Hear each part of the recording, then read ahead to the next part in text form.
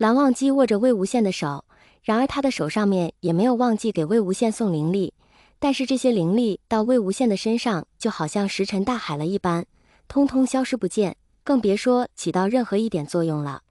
然而魏无羡也没有丝毫要醒的意思，蓝忘机就这样待到了天亮。庆功宴足足维持了3天3夜，然后就3天3夜魏无羡一直都没有醒，他仿佛睡了很久很久，做了一个很长很长的梦，但是由于脑子里面浑浑噩噩的，一点都记不起来自己做的是什么梦了。江城期间也偷偷的来过魏无羡，看着他一直在睡，江城也就没有打扰到他，以为这几天魏无羡确实是太累了。然而蓝忘机是每天都会来这里陪着魏无羡，已经过去3天了，魏无羡还是没有要醒的意思。蓝忘机叹了口气，这时魏无羡放在身旁的手忽然动了一下，然后慢慢的就睁开了眼睛，眼神有些迷茫，等他看清周围的食物的时候，立马就从床上坐了起来。魏无羡没有发现蓝忘机在他旁边，他起身比较急，蓝忘机刚好要看他，结果魏无羡就差点撞到蓝忘机。蓝忘机猛然呆住了，魏无羡距离他不足5厘米，魏无羡眨了一下眼睛，他和蓝忘机离得近，所以他能听见蓝忘机的呼吸声，还有那清淡好闻的檀香。魏无羡也愣了一下，他没有想到蓝忘机居然在自己的身边，等他反应过来的时候，连忙拉开了他和蓝忘机的距离，语气难得的有些不自然，说道：蓝湛，你怎么在这里呀？天气已经快要入冬，外面冷得很。蓝忘机又仔细的替魏无羡掖了一下被子，这才说道：你之前昏倒了，今天才醒。魏无羡一听，忽然苦笑了一下，说道：我晕了多久？蓝忘机道：3天3夜。魏无羡一听，有些诧异的挑了一下眉，再次感叹自己身子的虚弱，真的不行了，就昏迷下还能晕3天3夜。蓝忘机道：江宗主之前也来看过你，以为你在睡，就没有打扰你。魏无羡有些心不在焉的了一声，摸了摸自己的腹部，那里其实有一块不深不浅的疤痕。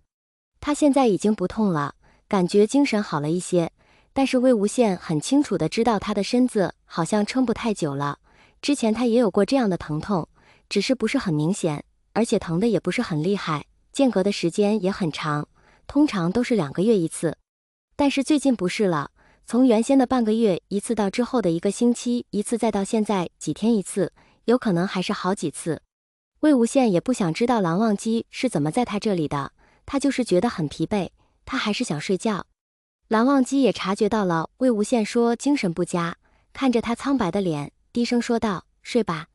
魏无羡躺下去，浅浅的闭上了眼睛，他也不担心蓝湛会对他做什么，毕竟就他这残破的身子也没有什么用了。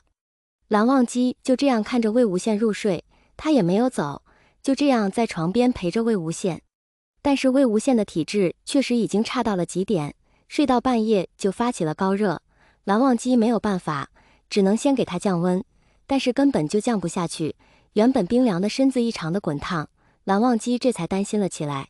实在是降不下去高热，蓝忘机只能把蓝曦臣给喊了过来。好在蓝曦臣因为要忙公务，那个时候还没睡，虽然蓝家是亥时必须睡，但是现在毕竟没有在云深不知处，再加上公务太多，蓝曦臣在处理公务。蓝曦臣仔细的给魏无羡检查了身体，说道：魏公子这场高热来得异常的凶猛，我没有带药，这里环境简陋，也没有多好的药材。蓝忘机让魏无羡把头枕在他的大腿上，就像之前在玄武洞那样。魏无羡已经因为高热沉沉的睡了过去。蓝忘机沉声道：我要带魏婴回去，回云深不知处。蓝曦臣一听，属实被惊到了一下，问道：忘机，你可知你在说什么？蓝忘机微微敛下自己的眼睫，纤长的睫毛轻轻的一颤，他说：忘机知道。蓝曦臣道：知道为何还这么做？蓝忘机道：我不想让魏婴这样下去了，我想帮他。蓝曦臣道：魏公子修了鬼道，射日之争一人一敌去万鬼，使我们那一战大获全胜，但是他这样，往后仙门百家就留不得的。蓝忘机眼神慢慢的坚定了起来，说道：忘机知晓，我想保护他。纤长白皙的手摸了摸魏无羡的额头，还是异常的滚烫，高热不退。蓝忘机眉间闪过了一丝担心，眼神有些求助的看向蓝曦臣。蓝曦臣有些无奈地摇了摇，说道：“忘机，你当真能护住魏公子？”蓝忘机语气依然平淡，但是十分的坚定。他说：“尽我所能。”魏无羡烧得难受，刚开始还只是简单的哼了几下，但是由于太过于难受，他直接就晕过去了。但是安安稳稳地躺在蓝忘机的腿上，额头滚烫，但是浑身却是十分的冰冷，就好像是冰窖一样。面容从原本的苍白，因为高热有些不正常的红。蓝曦臣道：“魏公子这个高热短时间内应该下不去，因为他是身体的怨气而引起的高热，并不是像我们普通人染了风寒。你先晚上把毛巾用冷水打湿给他敷一敷吧，然后明日就启程回云深不知处。”蓝忘机点了点头，道：“多谢兄长。”蓝曦臣又问了句：“魏公子身子状况如此弱，江宗主知晓吗？”蓝忘机道：“不知。”蓝曦臣问道：“那你有和江宗主说吗？”蓝忘机摇了摇头，道：“还没。”蓝曦臣点了点头，说道：“那明日出发的时候再和江宗主说吧。”蓝忘机却说道：“明天恐怕不行，明日各家都会启程出发，那个时候人多，怕是会引起非议。”蓝曦臣道：“那我现在去看一看江宗主否休息，如果江宗主休息的话，那肯定是要明日说的。你可以先带着魏公子先走，我们稍后出发，叔父那边回去再解释吧。”蓝忘机点了点头。魏无羡烧得迷糊，他觉得自己都冷，但是过了一会又非常的热，就好像火炉一般，他手指微微动了一下，竟然迷迷糊糊的醒了过来。外面的夜色还早，蓝忘机这几天一直陪着魏无羡，已经很久没睡好了。蓝忘机见魏无羡醒了，轻声问道：“魏婴，可还好？”